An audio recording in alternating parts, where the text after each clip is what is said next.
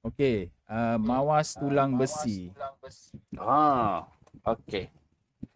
Okey, minggu lepas ada penonton yang uh, mawas tulang besi.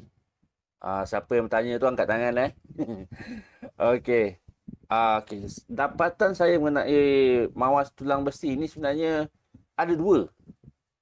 Sama ada mawas tulang besi atau mawas besi saja. Okey. Okey. Seperti yang ditanyakan tu, pada tahun 1960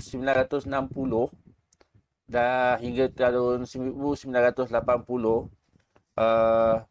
telah terjadi satu kejadian di Lambor Perak, di mana terdapat seorang petani bernama Cik Daud telah terserempak dengan seekor mawas yang dikatakan mempunyai tulang keras besi.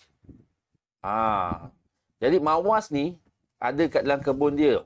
Jadi mawas ni dia nampak mencabut sebatang pokok kelapa dengan mudah. Jadi Cik Daud ni, dia mungkin dia ada senapang lah sebab dah beritakan dia cuba menembak mawas ni, tapi tak load. Tak load. Jadi mawas yang digambarkan ni berbulu lebat, tinggi 3 meter dan mempunyai suara yang amat menakutkan.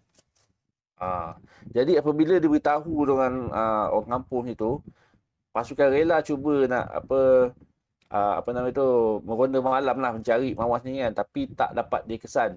Bagaimanapun dikatakan terdapat kesan-kesan macam tapak kaki, satu bentuk binatang lah. Mungkin mawas tu lah yang berada di kawasan kebun Cik Daud tadi tu. Okey. Menurut seorang pakar paranormal, Profesor Datuk Dr. Syahril Madzin, ia mungkin adalah manifesti kepada kepercayaan orang Melayu kita ni terhadap makhluk yang menjaga hutan.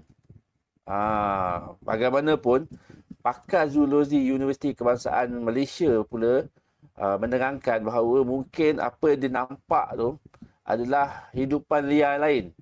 Mungkin beruang matahari yang ada kekuatan yang mungkin lebih lah daripada seekor mawas kan.